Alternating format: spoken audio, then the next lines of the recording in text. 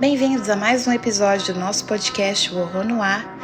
Neste episódio, iremos discutir um pouco sobre o novo filme da franquia Candyman, dirigido pela Nia da Costa e produzido pelo Jordan Peele. Neste episódio, tenho a presença do Christian Barbado, membro fixo da nossa equipe, e uma convidada muito especial, a Beatriz Saldanha, cineasta e pesquisadora de cinema, que também já participou de um outro episódio no passado conosco, falando sobre o filme Messiah of Evil, de 1973, tradução brasileira para Zumbis do Mal. Esse episódio contém spoilers e foi feito também com o intuito de dar destaque à incrível trilha sonora do filme composta por Robert Ike Lowe, um músico americano cujo trabalho é marcado pela síntese modular e a forma extraordinária como ele utiliza a voz para ser um instrumento. É aconselhável também uma audição de fones, pois esse episódio utilizará a trilha sonora ao longo da nossa conversa.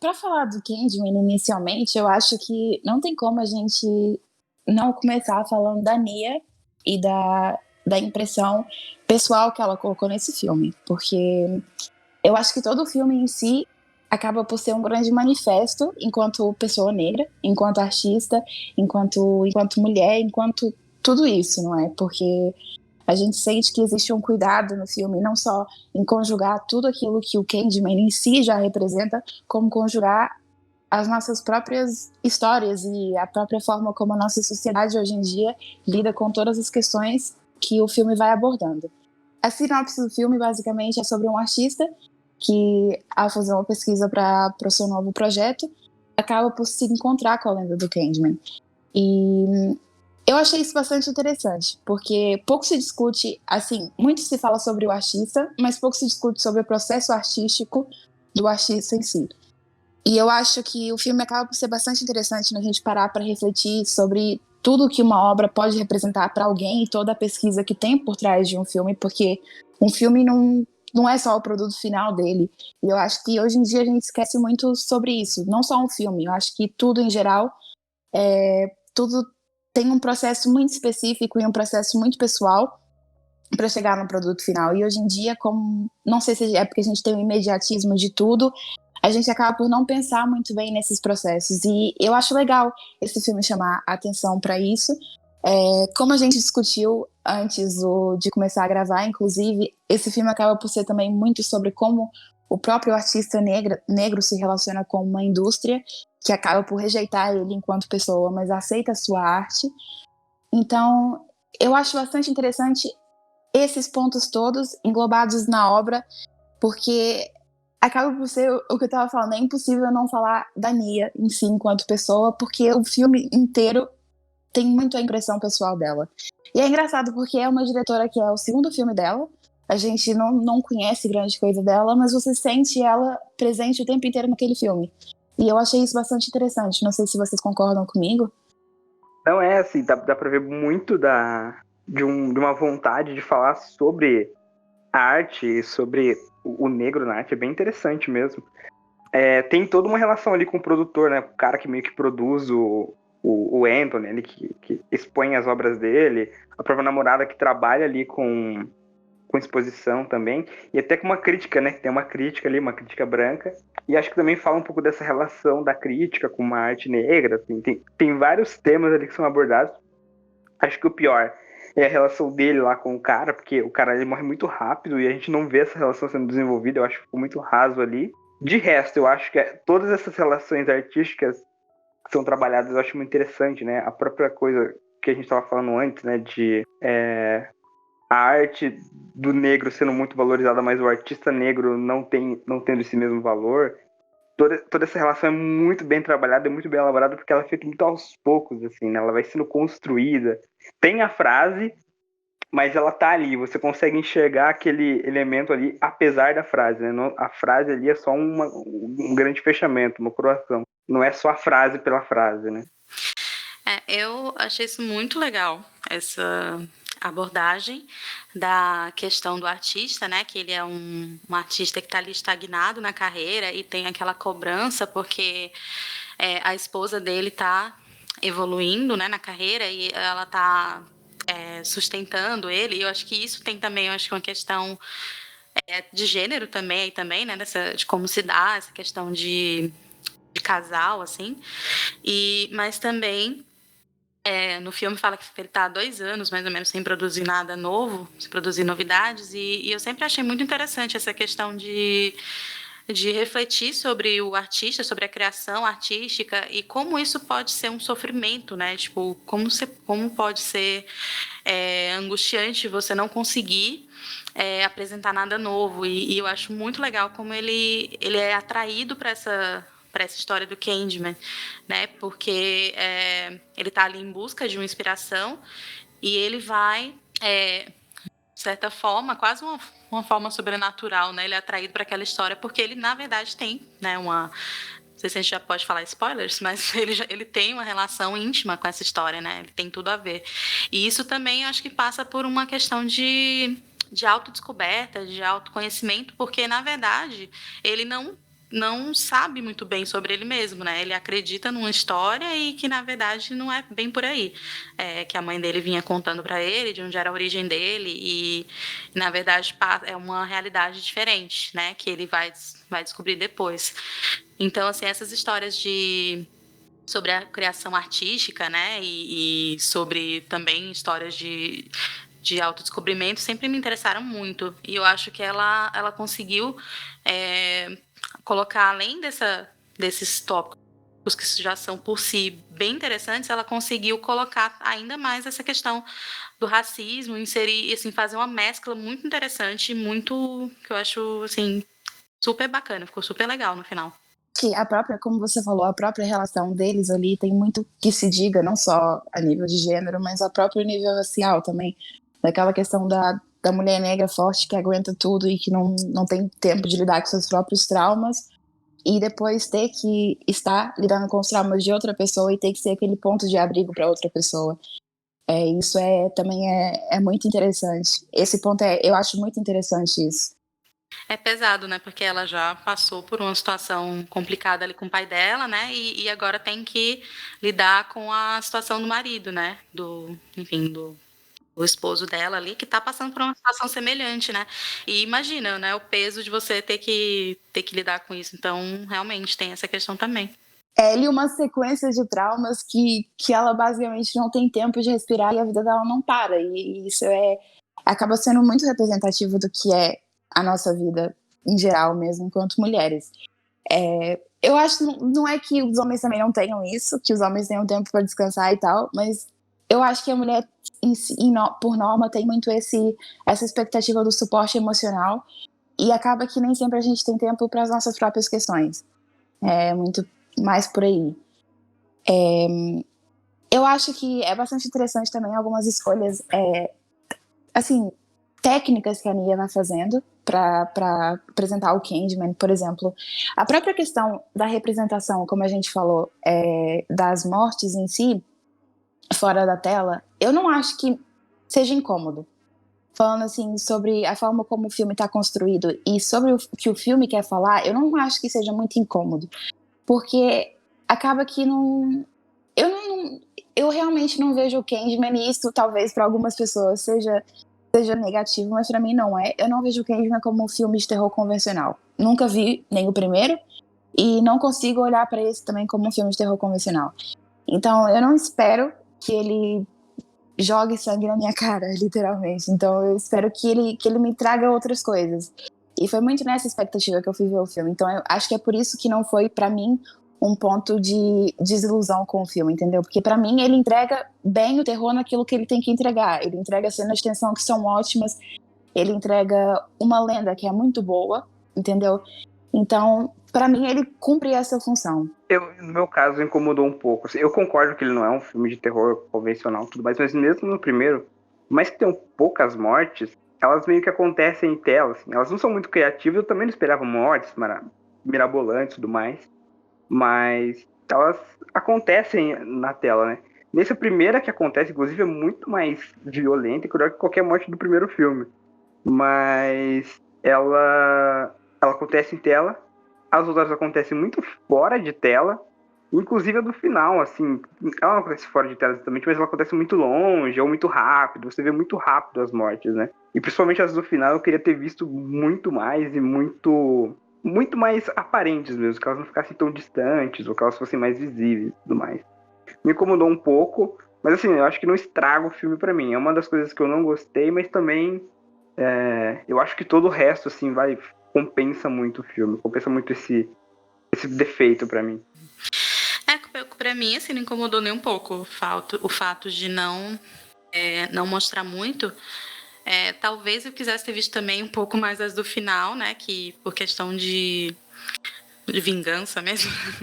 mas Catarse, assim, talvez né? até catarse, né? Na verdade, catarse. Mas eu acho que de repente até, eu não sei se pode ter algum... Talvez o filme tivesse algum problema, né? Sei lá. Nesse sentido, fosse de repente algum problema de passar por censura, alguma coisa assim por envolver policiais, talvez fosse gerar alguma polêmica, não sei. E de repente, talvez na edição, né, eles optaram por não mostrar. Mas assim, de resto, eu acho assim, como eu falei em off, né? Eu falei que eu acho a primeira morte bem sangrenta, e eu acho que ela compensa um tanto as mortes que não são, assim, que a gente não vê, né? Não vê tão aproximado, tão em detalhes. Mas além disso, eu acho que tem a questão, acho que do próprio body horror, né? Que do corpo dele se transformando, aquela coisa, eu acho assim já bastante angustiante, então acho que isso compensa também. E a questão, e até a última morte, uma das últimas mortes, quando a moça perfura o cara com a caneta, eu achei aquilo super angustiante, tipo, acho que mais por causa do som, não mostra, a câmera não tá mostrando, é um local escuro, assim, não tá mostrando, mas o som eu achei super angustiante, porque eu até fiquei pensando, nossa, como será que fizeram, né? Geralmente usam uma melancia, né? Tipo, uma coisa bem molhada, assim, pra fazer aquele barulho da carne humana sendo perfurada, né? Então, assim, eu acho que o filme tem diversos méritos nesse sentido, assim, que eu acho que compensam, né? Essa questão de repente, não ser tão explícito na violência. Sim, a própria questão que você falou, assim, de o body horror ser muito mais compensador ser muito mais o horror do filme do que as próprias mortes, né? É uma transformação muito lenta e muito agoniante. E eu acho que a construção das mortes em si são muito boas. Nossa, aquela cena do banheiro mesmo, a cena das mortes no banheiro, eu fiquei muito... Eu não sei explicar, porque foi um misto de, tipo, de catarse com meu Deus, o que tá acontecendo, com muita coisa, porque eu acho aquela cena muito emocionante, assim. Pra uma cena de morte, tem muita poesia naquela cena. Sério, eu acho toda a composição daquilo muito bonito. Então, não sei até que ponto que pra mim, tipo, não ter a violência me incomoda, porque é tudo isso. Já tem todas as outras cenas que são incomodativas, como o próprio Anthony se transformando. Eu acho que a transformação do Anthony, inclusive, é muito, muito boa. E é um dos detalhes que a gente acaba por perder no final. É a própria transformação da mão, porque eu também, como o Christian falou, eu também jurava que a mão dele ia cair, e sei lá, ele próprio ia pegar um gancho e ia colocar lá, não sei o que ia acontecer, mas eu não queria que fosse daquele jeito. Porque a transformação estava sendo muito boa e estava sendo muito gradual. A partir do momento em que ele é picado ali naquele momento de pesquisa, você vai sentir ali que a mão dele está se transformando quase numa colmeia, e ao mesmo tempo ele vai tendo aqueles delírios de pintar os rostos de todos os Candymans, e isso é muito gostoso de acompanhar, mas ao mesmo tempo também é sufocante. Eu acho que, inclusive, eu acho que esse filme, não sei se é pela trilha sonora, mas você fica muito preso dentro do filme. E talvez seja também um dos problemas que, por isso que a gente não gosta tanto do final, porque realmente para um filme que estava sendo tão imersivo, o final é muito abrupto. É muito... acabou. Entendeu? Ele é o anticlimático, porque ele te entrega algo muito bom e acaba. É ali, assim, é um final muito brusco, né? Pra uma coisa que parecia que estava sendo construída ali. Aí não parecia ser o final, né? Aí ele parecia ser parte de uma coisa que ainda estava para acontecer, né? E aí acaba ali. É verdade, acho que parece mais aquele momento um pouco antes, né? Anterior ao grande clímax, assim. Mas, assim, de resto, eu acho que o filme compensa tanto, acho que na beleza e até naquela aparição do Tony Todd, né? Que eu terminei chorando, assim, terminei aos prantos, assim, porque, assim, não eu tava triste. Não porque eu tava triste, mas porque eu achei lindo demais aqueles créditos na galeria, né? Tipo, que ficam ali sendo projetados na tela com os bonecos, né? Tipo, as silhuetas. Nossa, eu achei aquilo tão bonito que eu fiquei super emocionada, assim. Então, assim, seria melhor ter visto um pouco mais, mas, assim, eu acho que não prejudica tanto assim o filme. O final é a melhor coisa do filme e a pior coisa do filme ao mesmo tempo, né? É impressionante. Sim, porque o ato final é muito bom, mas, tipo, aqueles 5 minutinhos ali que eles jogam tudo na sua cara e, de repente, é um problema. Isso aqui é um problema que eu vou ir falando, eu vou falar de novo, e assim, por muito que as pessoas critiquem isso aqui, é uma coisa que um dia as pessoas vão reparar e vão me dar razão nisso aqui. O Jordan não sabe finalizar um filme. Ele não sabe. Ele chega ali na hora de entregar a resolução para as pessoas e parece que ele apavora com o roteiro. E fica apavorado. Eu sinto isso em Corra, eu senti isso em Us, eu senti isso no Candyman, então é uma coisa que eu sinto constantemente. E nesse aqui eu acho que fica ainda mais, porque é que nem a Bia falou, realmente aquilo ali parece a cena, tipo assim, 30 minutos antes do clímax, sabe? Não parece a cena que vai ser realmente o grande clímax. Parece que tá fazendo parte ali da orquestra do grande vilão, de apresentar o seu plano e depois acontecer alguma coisa. E não, aqui nesse filme acaba por acontecer tudo ao mesmo tempo, entendeu? Ou na jornada do herói, né? Quando ele recebe o golpe, e aí ali é a hora que ele se levanta pra fazer o grande ato final, né? O grande ato final é uma cena só. E aí. E aquela frase que é linda. A frase é linda, a forma como o filme finaliza é perfeita, mas você sente que foi muito apressado. Foi muito apressado. E eu não sei até que ponto também a ligação que eles fazem. Eu gosto de como eles encaixam a ligação do Anthony, mas eu não gosto da ligação do outro personagem, no caso de querer forçar o Anthony aquilo, entendeu? Porque já era algo que estava acontecendo naturalmente, então não precisava daquela força, entendeu? Foi um artifício de roteiro. Eu acho que esse personagem, inclusive, foi escrito depois, assim. Ele deveria ter uma participação, não escrito depois, mas ele deveria ter uma participação muito menor no filme. E essa participação dele no final foi, tem um cara lá no começo, vamos usar ele pra apressar essa transformação aí do cara. Que é muito abrupto, né?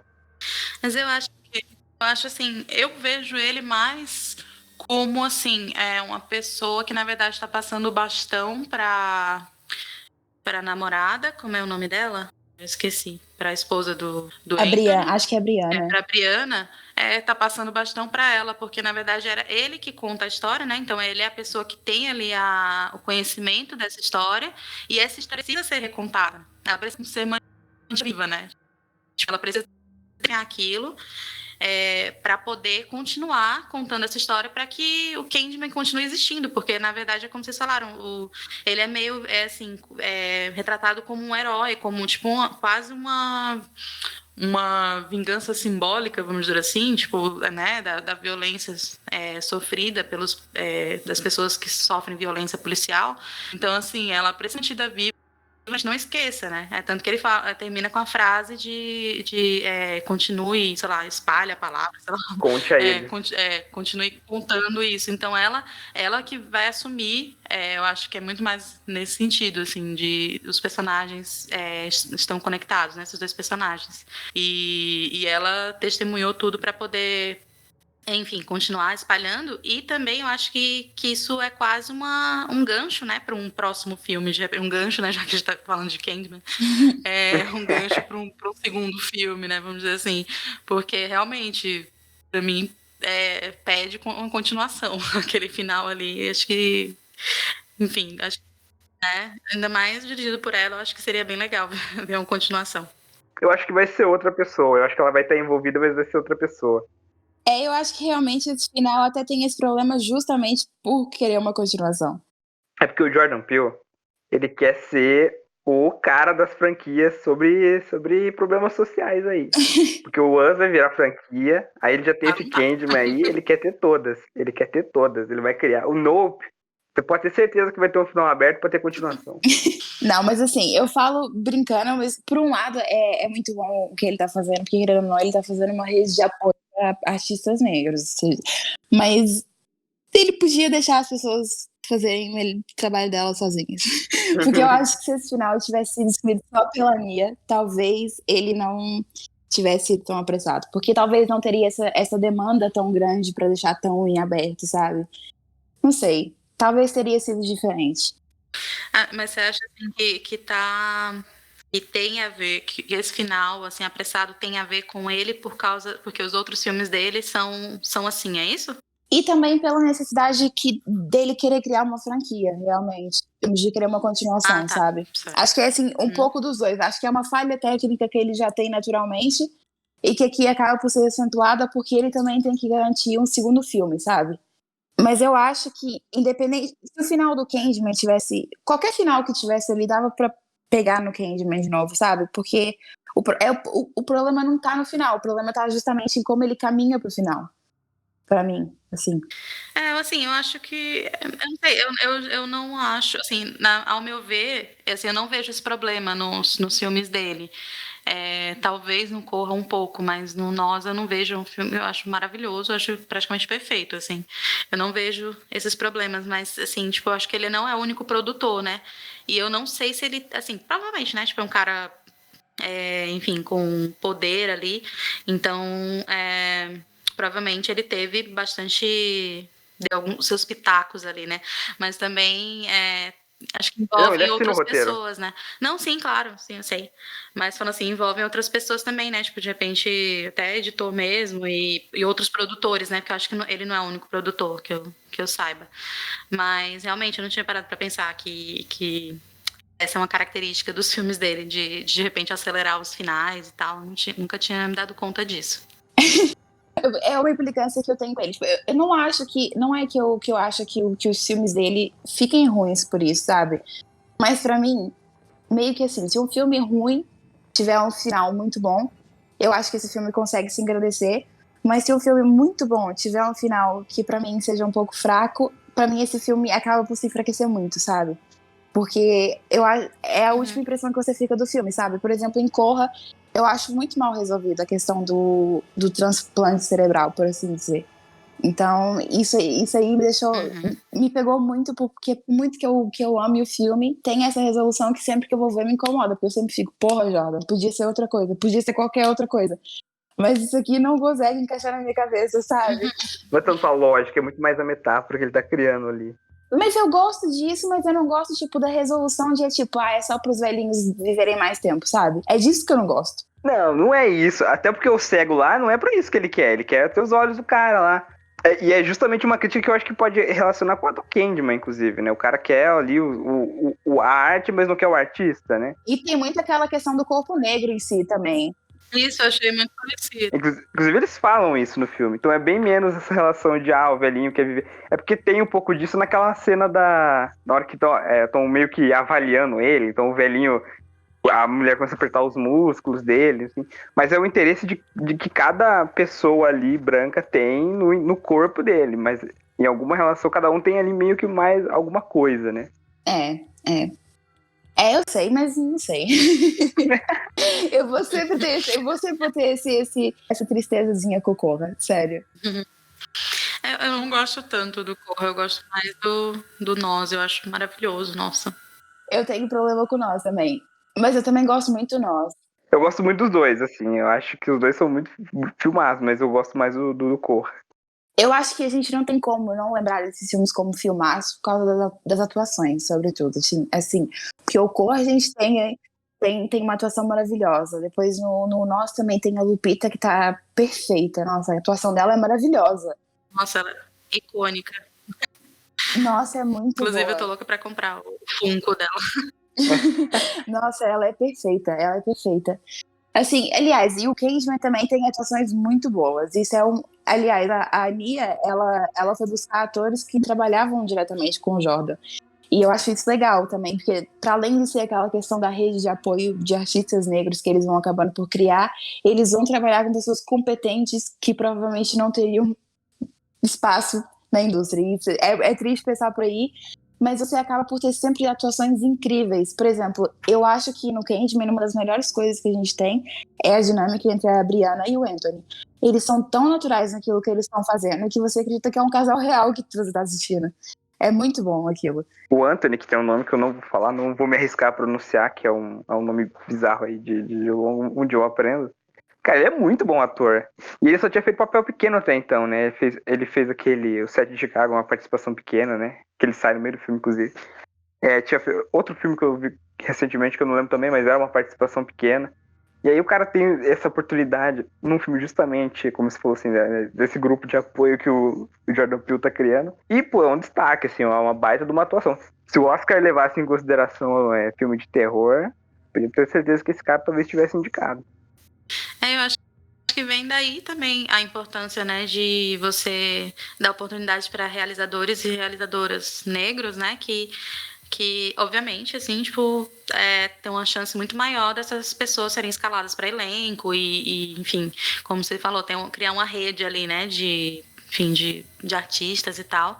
Então, até nisso, eu acho que fica clara como é positiva, né, iniciativas como essa de dar oportunidade para realizadores negros e, enfim, aí a gente vê num exemplo desses, num filme desses tão importante, um filme grande, né, que inclusive foi o primeiro filme dirigido por uma mulher negra, né, a chegar em primeiro lugar nas bilheterias. É um blockbuster, né? Ele foi feito já para ser um blockbuster mesmo.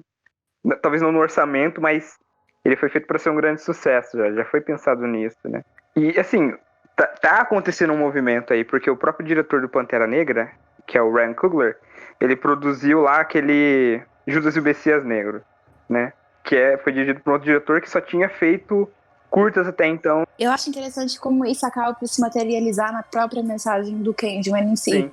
Que é justamente sobre isso, sobre a identidade que a comunidade negra representa em si, porque, querendo ou não, todas as mágoas que a comunidade negra representa acaba por estar presente em todo mundo. Assim, historicamente, tudo aquilo que antropologicamente eles passaram vai sempre estar presente, vai sempre ter uma mancha Sim. a nível social. Eu acho que... E é isso, é a importância da gente reconhecer a história e tentar melhorar a história. Não é reconhecer a história e tudo bem, ficou por aí. Eu acho que é tentar justamente contrariar a história e conseguir dar um lugar para essas pessoas e lembrar o nome dessas pessoas. E o Candyman é muito sobre isso, é justamente sobre esquecer só quem é a lenda, mas lembrar também o nome daquela pessoa, lembrar de que houve uma pessoa que morreu injustiçada para existir o Candyman, entendeu? Sim. E isso é bem pesado da gente pensar, porque não é só propriamente a pessoa, mas também o próprio bairro em si, que como a gente já discutiu, da própria questão da gentrificação, que é discutida no primeiro filme. Então, o Candyman é um filme muito sobre fantasmas e também muito sobre a esperança do que pode vir por aí. Porque, no fundo, ele acaba por assumir esse papel de herói, tal como esse filme talvez assuma. E essa rede de apoio que a gente está falando, por exemplo, assume diretamente um papel na vida das pessoas de tentar fazer com que elas tenham uma voz no mundo e tenham um nome no mundo. E eu acho isso bastante interessante. Eu acho muito legal como a mensagem do filme acaba por ser materializada assim. Acaba sendo materializado pelo próprio filme, né? Porque o filme está fazendo o que ele está discutindo, né? Ele acaba sendo atual nele mesmo, né? É quase metalinguístico. Sim, verdade. Mas tem até esse lance que eu falei da mensagem do filme ser muito atual, é da relação do Anthony com a crítica lá, que ela desdenha do trabalho dele, aí acontece uma morte super cruel e tudo mais, aí ela passa a ver o trabalho dele como relevante e ela fala, seu trabalho parece ser eterno, né? Ele sempre tá voltando. Obviamente falando sobre violência policial, né? Então a mensagem do Anthony ali seria a mensagem do filme, ou seja, é um filme que tá sempre atual, mas é o próprio lance disso, assim, de você falar sobre suas dores, mas só porque essas dores que o Anthony estava retratando. Virou matéria de televisão, virou relevante, as pessoas começaram a falar sobre isso, aí as pessoas passam a ver aquilo de uma outra maneira, né? Então, enquanto esse tipo de tema, como mensagem racial e tudo mais, era algo underground, as pessoas talvez não dessem tanto valor, né? Tanto que aí o Spike Lee, inclusive, ficou muito tempo sem conseguir orçamento para fazer filme. Inclusive, um dos últimos que ele fez lá, o Black Klansman, foi produzido pelo Jordan Peele, né? Que era um cara que estava relevante na indústria, conseguiu dar um filme pro cara. E assim, quando esse tema volta à tona, aí os críticos veem de uma outra maneira, com uma mensagem importante e tudo mais. Eu acho que o Candyman acaba por falar sobre isso, acaba por ser quase um expurgo de consciência.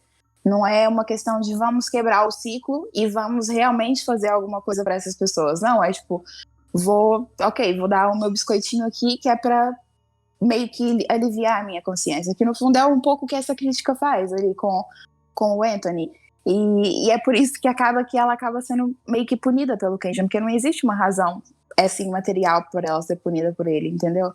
E acaba que ela vai. E isso é bastante interessante também, como eles discutem isso. É bem interessante. Mas tem uma coisa que eu acho que foi citado, que é sobre manter a lenda viva. É uma coisa que se traz do primeiro filme, né? Então, a princípio, a gente vê o Candyman indo matar a Ellen para manter a lenda dele viva, para que ele não seja descreditado e continue mantendo a lenda viva.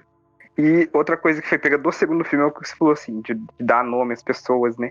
Ali, no caso, ele tá dando até rosto às pessoas, porque o cara tá pintando os rostos dessas vítimas, né? Que são os Candymans, os vários Candymans. Então é muito legal como ele pega essas coisas que tem nos outros filmes e vai encaixando nesse de uma maneira muito criativa. Apesar de que até eles não consideram o segundo e o terceiro, eles pegam coisas muito interessantes, como o próprio nome do primeiro Candyman, né, que é Daniel.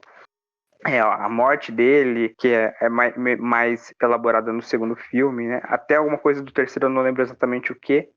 Mas, apesar de desconsiderar as histórias, ele considera algumas origens e algumas coisas que são bem interessantes. Sim, e é por isso que ele consegue engrandecer a lenda e tornar o Candyman uma entidade mesmo, e uma representação de tudo aquilo que foi acontecendo ao longo dos anos, porque o Candyman acaba por ser, e isso é uma coisa que a gente também discutiu no podcast sobre o Candyman, e acaba sendo discutido ao longo dos outros filmes, e nesse filme da Nia é discutido, o Candyman em cada bairro existe um Candyman, entendeu? Porque o Candyman não é necessariamente o Candyman, ele é uma representação daquilo, entendeu? E isso é legal, eu gosto. Não, e até a maneira que ele trouxe, assim, essas coisas das lendas mudarem no final do filme, com o Anthony ali, que seria o Anthony, o Candyman de modo geral, né? Passando pelo carro e cada reflexo ser uma vítima ali diferente, ser um Candyman diferente, né? Eu acho que é uma maneira de simbolizar uma coisa, sintetizar algo que poderia ficar prolixo no filme, é muito simbólico, muito rápido, assim, as várias lendas, né, as várias pessoas que morreram se tornaram essa grande entidade aí que é o Candyman. Eu acho isso muito bonito, muito simbólico. Eu acho que fortalece muito, né, o personagem. E também, até tem aquela frase que ele pergunta, acho que ele fica meio confuso, ele fala, tipo, mas quem é o Candyman? E o cara fala, pra mim ele é tal pessoa, mas na verdade o Candyman é uma colmeia, né? Ele fala assim, ele não é Candyman, ele na verdade, são vários, né? Então, acho que cada lugar, cada bairro, né, vai ter o seu próprio Candyman, né? E eu acho que isso também tem muita relação com a questão da lenda urbana, né? Que é aquela coisa de cada um conta de um jeito e, né, tipo, aconteceu com fulano que eu conheço e não sei o quê. Acho que tem tudo isso também. E uma coisa que eu acho muito legal, ainda sobre essa questão da arte, é que eu vi, assim, o Candyman nesse filme como uma espécie de Mephistófeles. Eu não sei se vocês conhecem a história do Fausto, né? Dele vender a alma. E, enfim, eu vi quase como um pacto, assim, porque como ele tá ali sem inspiração, né? E ele entra em contato com essa história e ele começa a fazer essas pinturas que são muito mais interessantes do que as pinturas que ele fazia antes, né? Então eu vejo quase como se ele estivesse ali vendendo a alma, alguma coisa assim, né? Pro Candyman. E outra coisa também me lembra o retrato de Dorian Gray, só que ao invés do retrato ficar feio, é como se ele mesmo, né? O próprio corpo dele tivesse se destruindo ali, tivesse se deteriorando por causa desse pacto, mas que, enfim, que era uma coisa inevitável, porque, na verdade, é uma história diretamente relacionada com ele, né? Que ele tá, na verdade, só voltando ali às origens. E é isso, eu acho que tem essa camada também no filme que eu achei muito interessante. Acho que tem várias coisas legais para olhar. Eu acho que faz todo sentido, porque a própria Nia, da forma como ela constrói o Candyman em si, se a gente reparar, é de uma forma muito romântica. É da mesma forma que, assim, porque o Candyman, ele nunca foi um herói propriamente um herói. Ele não é um herói, né? Quer dizer, agora ele é um herói, mas ele nunca foi uma figura propriamente grotesca. Ele sempre foi construído de uma forma clássica. Então eu acho que faz todo sentido ter essa construção mais clássica nele também, porque a própria Nia encara o Candyman de uma forma mais romântica e mais gótica, e como se ele fosse um monstro da Universal, como se ele tivesse toda uma história romântica atrás. E de fato ele tem. E é isso que eu acho engraçado, legal também ela incorporar aqui nesse filme, essa essência gótica e clássica que o Candyman tem, porque ele não deixa de ser um monstro, assim, porque se a gente parar pra pensar, ele é totalmente um monstro clássico da Universal, só que fora daquele contexto, dentro de um contexto social, quer dizer, não que os monstros da Universal não tenham, mas acaba aqui sendo muito mais gritante e muito mais contemporâneo, sabe? Mas ele tem uma essência muito clássica e muito romântica, também acho. Os tempos que a gente vive também, acho que exigem uma abordagem um pouco mais direta, né? Porque eu acho que as pessoas... tá meio complicado das pessoas pegarem as coisas nas entrelinhas. Então, talvez desse jeito, acho que fique mais claro, né? A mensagem, não sei. Espero. Isso é uma coisa que eu ia perguntar pra vocês. Eu acho que, assim, eles conseguiram trazer muito bem a história do primeiro filme, ali encaixado com os marionetes, que inclusive é um dos aspectos da direção de arte que eu acho fantástico, aquelas marionetes. Brilhante. Tanto nos créditos como parte da história. É lindo, lindo, lindo, lindo. Assim, muito bonito. E eu acho que, em relação ao discurso político, vocês acham que assim, nesse filme ele é muito mais expositivo? Eu não sei até que ponto, às vezes me incomodou a exposição, mas em contraponto com o primeiro filme, ele é muito mais expositivo.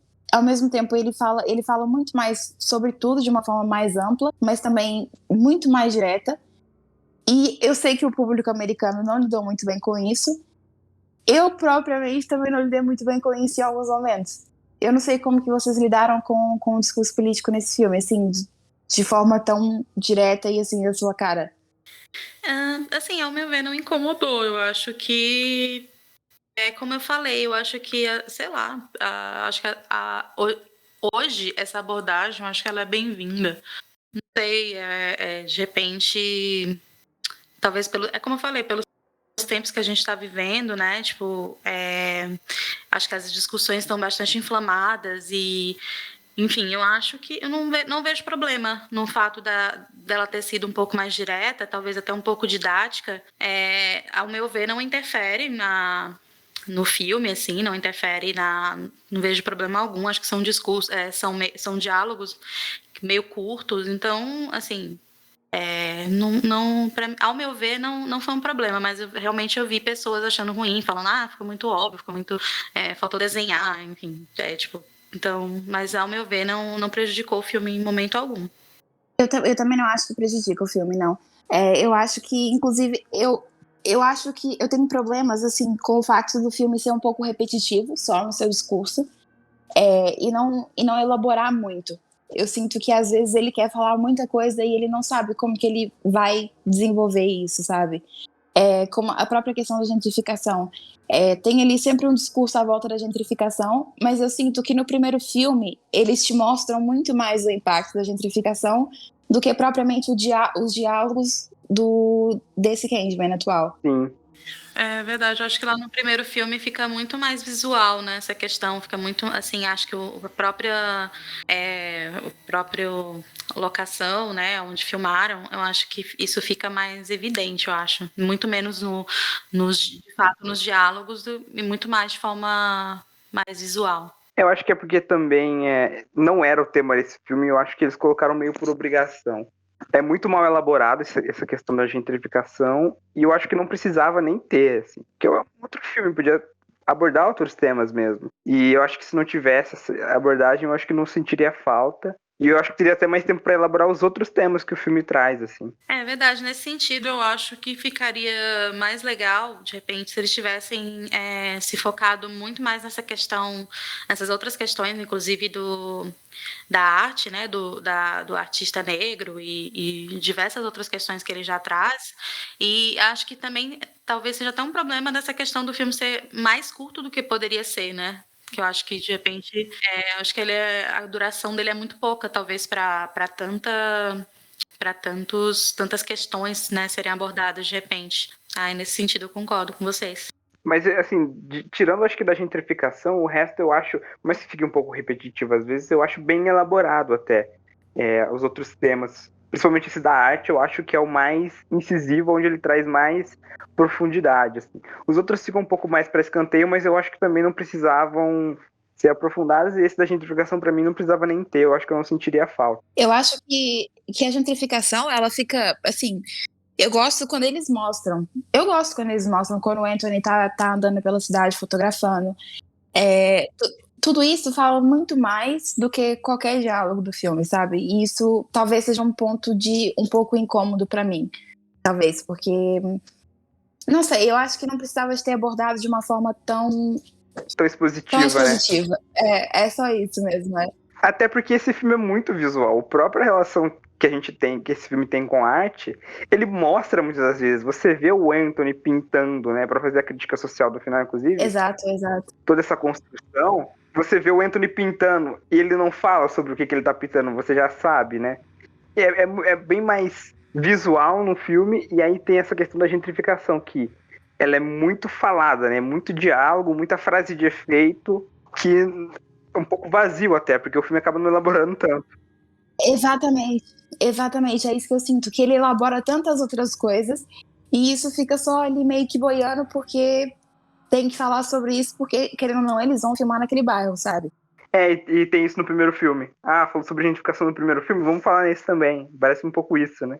Acho que tem uma outra coisa que eu entendo por que isso aconteceu, mas para quem viu o primeiro filme, não há nenhuma surpresa que o Anthony é o bebê do primeiro filme.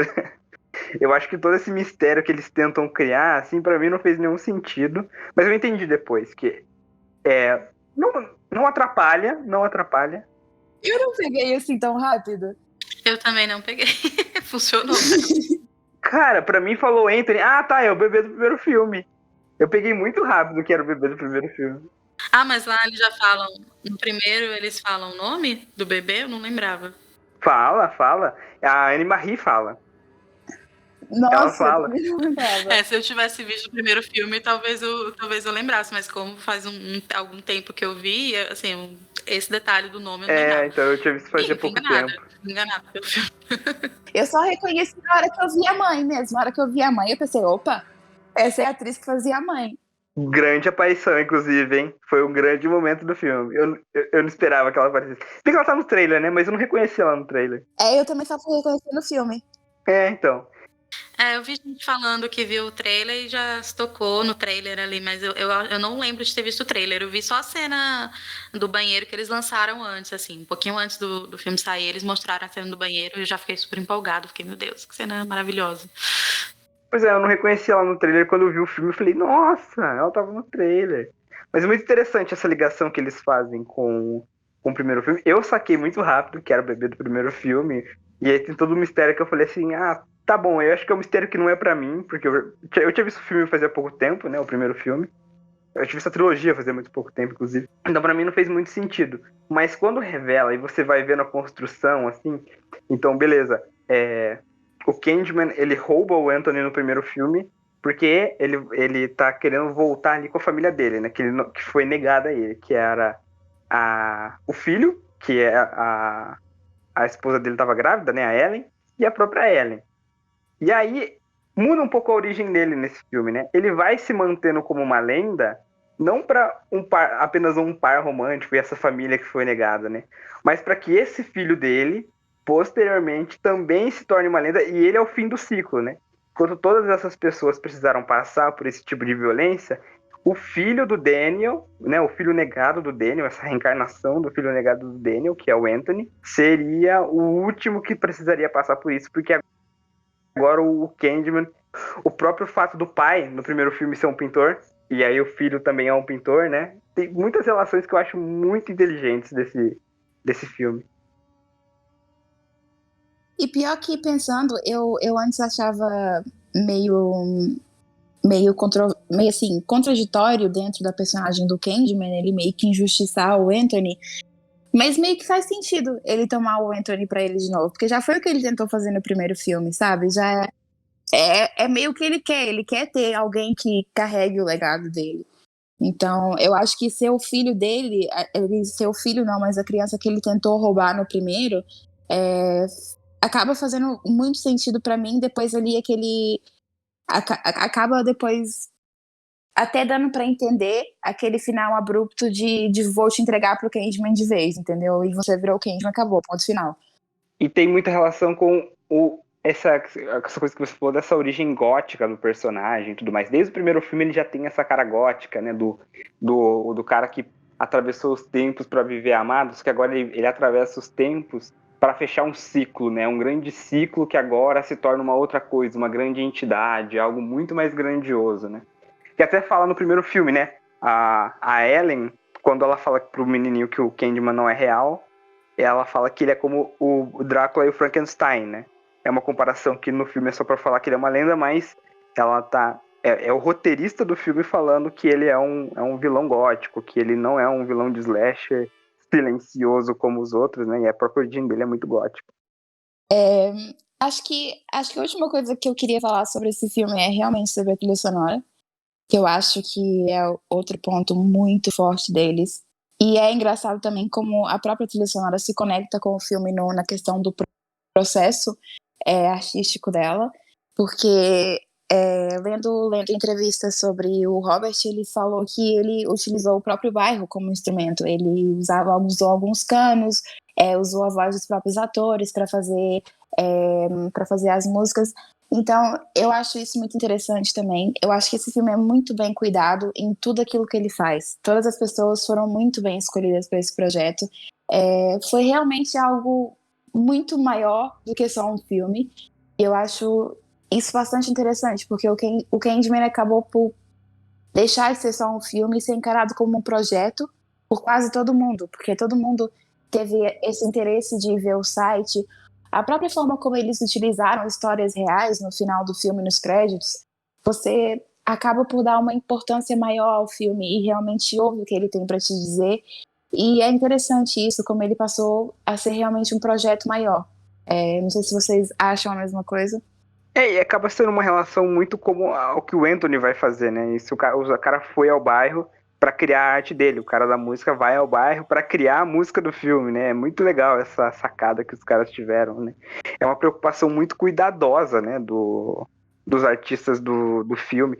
Se fosse da direção de arte usar as marionetes no final, isso é uma preocupação muito cuidadosa do filme, né? De criar ali as marionetes, para contar essas histórias no final, inclusive, histórias reais de pessoas que foram violentadas, e sugerir que essas pessoas que foram injustiçadas em algum momento da vida delas, hoje elas são heróis, né? São grandes símbolos. Eu também acho super legal isso. Eu acho Que o filme tem. Muito legal como o filme está intimamente, né, ligado à cidade, né, essa questão urbana, né, e como você falou, assim, não só dentro da história, mas também até na música o cara usou ali recursos, né, do próprio bairro dele. Eu acho isso muito significativo. E eu acho muito legal também ver o filme saindo ali da esfera só do filme, né? Não que seja um problema os filmes que não saem, mas eu acho bem interessante a questão de como ele se conecta com o mundo que a gente vive hoje, né? E essas iniciativas de impacto social para além do filme, né? Tanto na questão da própria formação da equipe, de como as pessoas se empenharam e de como elas trabalharam ali, né, dentro daquele filme, mas também para projetos futuros e divulgar, né, esses artistas que não têm tanta visibilidade. Então, eu acho que isso acho muito interessante, assim, ver o filme indo além, assim, eu acho que é um passo a mais que eu acho que só engrandece, né, a história, engrandece o personagem e a produção como um todo. Ele acaba virando mais que um filme, né? Assim como o Candyman vira mais que uma lenda, mais que um vilão, né? O filme acaba se tornando mais que um filme, né? É, verdade. Bom, eu acho que eu não tenho mais nada a comentar sobre o filme. Não sei se vocês têm alguma coisa que queiram falar. Eu queria falar um pouquinho ainda sobre o final, que a aparição do Tony Todd é um dos melhores, tipo, achei o CGI uma bosta, mas assim, arrepiei todo, quase chorei, é um dos melhores finais, assim, eu acho que é o melhor final desse ano. Nada vai superar que o Tony Todd aparecendo lá e falando tell to them, né, conte a eles, esse final é de arrepiar. Incrível, perfeito, maravilhoso. Eu achei lindo demais. Eu ia ficar muito triste se ele não aparecesse. É aquela coisa do fanservice mesmo, né? Mas, assim, eu fiquei satisfeita. Eu acho que, assim, ele ter aparecido bem ali no finalzinho, eu acho que foi legal, porque, assim, o filme inteiro é do Anthony, né? Do personagem, enfim, dos atores novos, do elenco novo. Mas, assim, dá o gostinho ali, né? De ver o rosto dele ali, o Tony Todd, eu vi a voz dele enfim, não tem como não se emocionar, né? Tipo, um dos grandes ícones do horror das últimas décadas aí. E eu fiquei muito emocionada, eu chorei. Deve ter ganhado muito mais se ele ganhou o Casabelha aí, só pra gravar essa voz aí. Deve ter cobrado muito alto. E tem motivo pra isso, hein? Eu pagava. Mas assim, foi muito lindo realmente. O cara é absurdo. Mas assim, eu queria me perguntar uma coisa. Vocês acham que esse final faz um pouco de sentido pra quem não viu o primeiro filme? Eu acho que eles são um final, assim, pras pessoas, assim, é o cara lá que é o primeiro Candyman, né? Acho que não faz tanto. Eu não digo só o final do Tony Todd. Todo esse final, toda essa construção, assim, acho que perde um pouco de sentido pra quem não viu o primeiro filme. Realmente, pensando nisso, Mas ao mesmo tempo eu acho que não também. Porque, por exemplo, eu fui ver no cinema e eu vi com uma pessoa que não tinha visto o primeiro filme. E pra pessoa resultou o final, sabe? Resultou da mesma forma. Eu acho que acaba que lá tem essa questão. Como o filme é expositivo, ele acaba sendo expositivo em quase todos os aspectos dele, É inclusive verdade, é na verdade. história. Então eu acho Inclusive que ele fica conta a muito história do claro o que primeiro tá filme, né? acontecendo ali. Inclusive ele conta a história do primeiro filme nas marionetes. Então eu acho que fica muito claro ali, mesmo pra quem não viu o que tá acontecendo. Talvez a figura do Tony Todd não diga nada pras pessoas, mas a mensagem do eles e fale o meu nome, eu acho que fica claro. A pessoa acho que provavelmente a pessoa pensa, ok, esse foi alguém importante, mas não sei quem. Mas, Sim. enfim, acho que a mensagem fica, né? Eu pensava que ele ia aparecer mais. Por mim. Eu também. Talvez esse seja um dos motivos do final ser tão abrupto, porque ele ia estar no final e ele deve ter cobrado muito caro pra voltar. Então, inicialmente ele não estava escalado pro filme. Conseguiram convencer ele a fazer uma participação. Eu acharia que não, assim, que ele não cobraria tão caro, não sei, porque assim, eu acho que ele não tá tão, assim, tão em evidência, né, em filmes novos e tal, então, assim, eu acho que, não sei, não, Às vezes ele só não tava afim mesmo, e aí topou fazer só uma cena, né? Às vezes também tem isso, às vezes não quis fazer mais, tá cansado. Eu achei que ele ia fazer aquele Candyman, que é o Sherman, eu achei que ia ser ele o tempo inteiro, sabe? eu também, quando eu vi outro, eu fiquei, não entendi, aí depois mas eu realmente acho, assim, que eu acho que é interessante nesse sentido de, até se eles quiserem, de repente, continuar a franquia, né, tipo, focar mais nos personagens novos, né, assim, eu acho que é meio que uma passagem de bastão, assim, né, tipo, porque eu acho que senão a gente vai continuar nessa expectativa de ver sempre o Tony Todd, e que ele apareça cada vez mais. Então, eu acho que, assim, deu gostinho ali, né, de ver ele, mas, como eu falei, assim, o filme é todo dos outros personagens, dos personagens novos, e isso eu acho legal também. Eu acho, inclusive, que essa franquia tende a ir mais por explorar esses personagens que apareceram ao longo do filme, assim. Contar um pouco da origem deles e contar eles como Candyman e como vilões mesmo, ainda tal qual era o do primeiro filme. Agora, eu não sei se eles podem também ir pra frente e aí com esse Candyman herói, que seria também muito interessante. Eu não sei como eles vão conjugar a história do Candyman agora, sinceramente. Não sei o que esperar pro próximo filme. Não sei se vocês têm alguma expectativa. Eu acho que no final do primeiro, todo mundo esperava muito que a Ellen fosse ser um Candyman, né? Nesse, não Pois sei é. se a expectativa tá a mesma com a Brianna. Eu realmente não sei o que pode ser feito num próximo filme. Então, a Brena foi salva, né? Pra virar o Candy vai ter que morrer. Ela é mais a pessoa que vai ficar repassando, acho que as histórias, né? Tipo, vai ficar contando pra história não morrer ali. Ela vai espalhar, né? Ela vai fazer o que o Tony Todd pediu no final. Vai manter o Candyman vivo. Isso. Porque a lenda morreu justamente por causa da história do Cabine Green, né? E é uma coisa bem interessante, porque a solução é o problema. Eles não contam pra ninguém, inclusive pro Anthony, a história do Candyman, para que ninguém chame. Isso faz com que ele procure, descubra, e aí ele evoque a lenda. É bem, bem legal essa sacada do filme também. Acho que é isso. Eu queria, então, uma nota final pro filme. Qual a nota que vocês deram? Começando por você, Bia. Ixi, ai. Eu não sei, eu não tenho muito costume de dar nota, deixa eu ver. Ai, meu Deus. Acho que um 4,5. É porque o 5 eu sempre reservo para os meus filmes, assim, tipo, favoritos da vida inteira. Então, assim, esse é um filme que eu gostei bastante.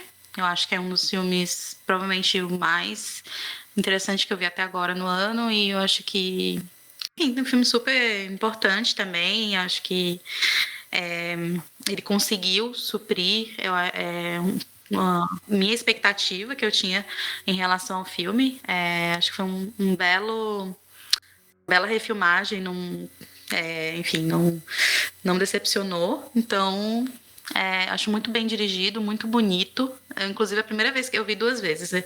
A primeira vez que eu vi, eu fiquei completamente hipnotizada pela beleza do filme, assim, a questão da paleta e de direção de arte. Eu fiquei embasbacada, assim. Então, Os e a enquadramentos, segunda... assim, Ai, nossa, filme, assim, elegante, bonito, bem feito.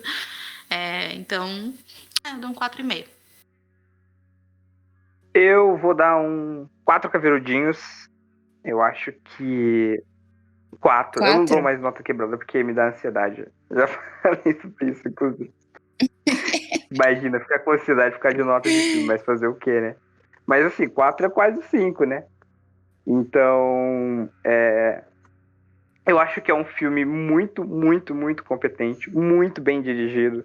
Assim, é um filme que me empolgou demais. Eu acho que ele demora muito, assim, a sua primeira metade, mas é uma construção muito boa. Ela é lenta, assim, mas ela é bem interessante.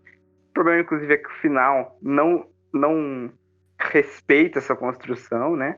Apesar disso, o final mesmo, as últimas cenas, os últimos, lá, 2 minutos do filme são brilhantes, né? Um pouco anticlimático, mas, assim, ainda é muito bonito. Acho que a maioria dos temas que ele tenta tratar ele consegue tratar de uma maneira muito boa. Inclusive, acho que se tivesse escolhido 2 ali para tratar, para não tratar, né? Principalmente da gentrificação, eu acho que ele conseguiria ser mais coeso nesse sentido. Mas assim, é pouquíssima coisa que eu tenho para criticar desse filme. É realmente um filmaço. Por isso ter o melhor final do ano, o final que mais me emocionou no ano. E boas atuações, tudo mais, uma direção de arte incrível, uma montagem que, apesar do final eu achar que seja um problema, no resto do filme eu acho que é uma montagem muito competente. Inclusive na Primeira Morte eu acho uma montagem excelente. E é isso. Vocês acham que o filme superou o primeiro? Só assim por curiosidade. Não. Eu ainda gosto mais do primeiro, mas assim, tá quase lá. Foi quase. Foi quase. É que eu acho que o primeiro é muito redondinho. Eu também acho que eu gosto mais do primeiro, mas realmente esse chegou pertinho. Então, a minha nota por esse filme foi 4,5, mas eu acho que se não fosse o mau desenvolvimento do final, ele superaria muito facilmente o primeiro.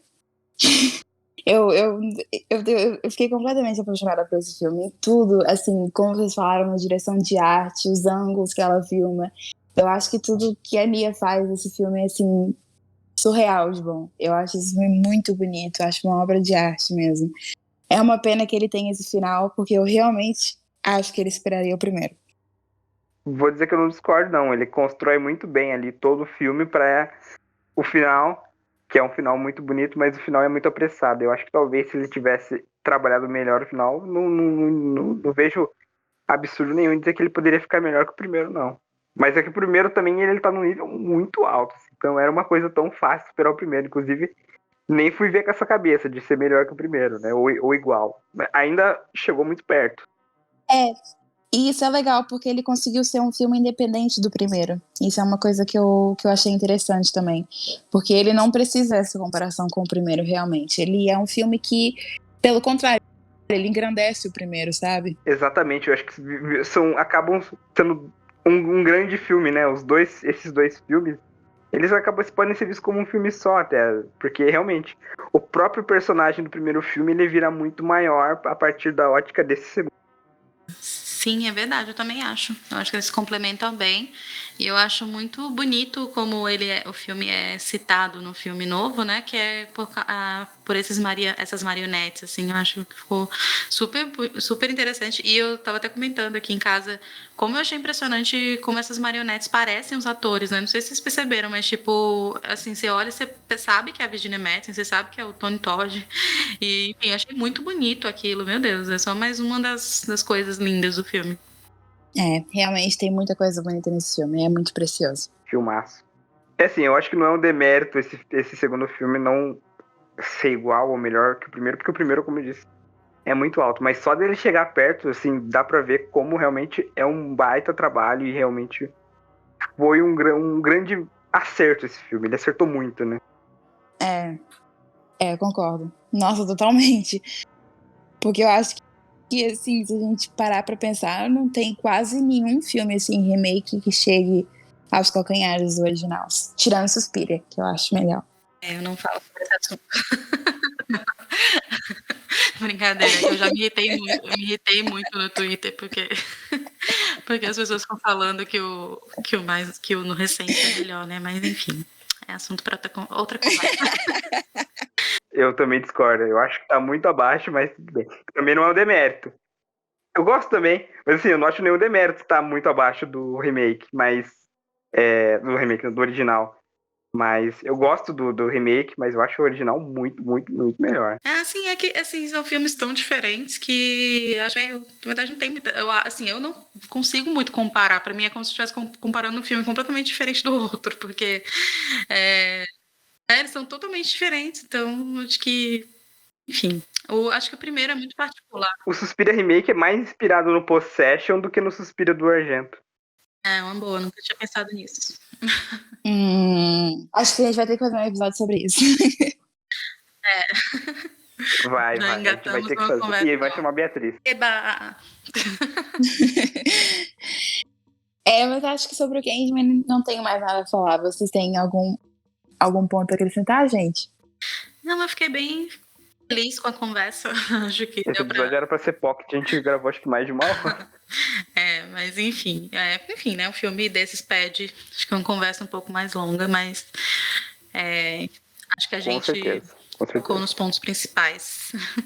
Eu também acho que sim. Acho que dá para encerrar a nossa conversa sobre o Candyman. Para quem ouviu até aqui, espero que tenham gostado. Mais uma vez, muito obrigada, Bia, pela sua presença. Muito obrigada a você também, Christian. E é isso. Até o próximo episódio.